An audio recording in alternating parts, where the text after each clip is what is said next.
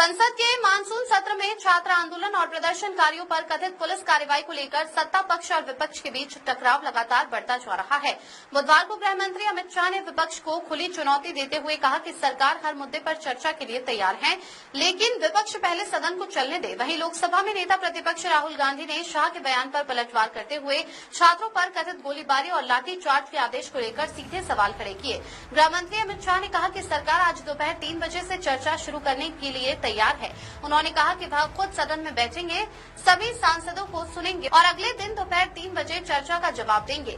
शाह ने कहा कि सरकार के पास छिपाने के लिए कुछ भी नहीं है और वह हर मुद्दे पर चर्चा करने को तैयार है।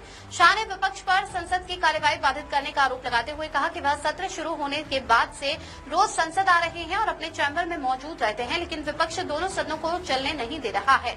ऐसे में सदन में जाकर चर्चा करने का सवाल ही नहीं उठता। राहुल गांधी ने अमित शाह के प्रस्ताव को खारिज करते हुए कहा कि विपक्ष को उनका भाषण या लेक्चर नहीं सुनना। उन्होंने कहा कि असली सवाल यह है कि जंतर मंतर पर छात्रों पर गोली चलाने और कथित तौर पर किलो वाली लाठियों से पीटने का आदेश किसने दिया। राहुल गांधी ने सवाल किया कि क्या अमित शाह ने छात्रों पर कार्रवाई का आदेश दिया था? यदि ऐसा है तो उन्हें इस्तीफा देना चाहिए। उन्होंने आरोप लगाया कि गृह मंत्री पिछले कई दिनों से इस मुद्दे पर सामने नहीं आए हैं। राहुल ने कहा जब वह हम कहते हैं तो उनका मतलब देश की युवा पीढ़ी से है। उन्होंने कहा कि युवाओं को यह जानने का अधिकार है कि उनके खिलाफ कार्रवाई का आदेश किस स्तर से दिया गया। कांग्रेस अध्यक्ष मल्लिकार्जुन खड़गे ने भी छात्र प्रदर्शनकारियों पर हुई पुलिस कार्रवाई को लेकर गृह मंत्री से जवाब मांगा। विपक्षी सांसदों ने संसद परिसर में प्रदर्शन करते हुए अमित शाह जवाब दो के नारे लगाए।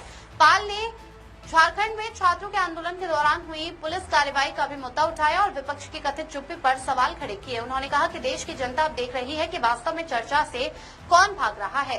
छात्र आंदोलन और पुलिस कार्रवाई का मुद्दा पिछले 17 दिनों से संसद की कार्रवाई पर हावी है। लगातार हंगामे के कारण लोकसभा और राज्यसभा की कार्रवाई प्रभावित हो रही है। विपक्षी गृह मंत्री से स्पष्ट जवाब की मांग पर अड़ा है, जबकि सरकार का कहना है कि वह चर्चा के लिए तैयार है। अब बड़ा सवाल यह है कि क्या सत्ता पक्ष और विपक्ष के बीच बातचीत से गतिरोध टूटेगा या छात्र आंदोलन का मुद्दा संसद में टकराव का कारण बना रहेगा। मानसून सत्र के सीमित समय के बीच दोनों पक्षों के रुख से साफ है कि आने वाले दिनों में राजनीतिक बयानबाजी और तीखी हो सकती है।